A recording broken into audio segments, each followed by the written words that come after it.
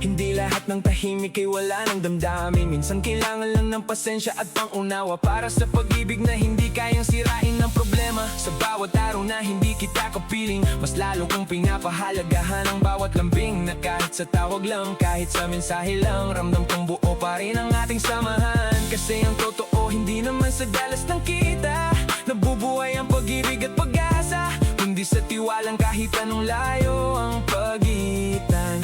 Walang ibang papalit, walang ibang pahihintulutan. Malas ang pagkikita, kung totoo hindi agad nawawala. Kahit gaano pa kalayo,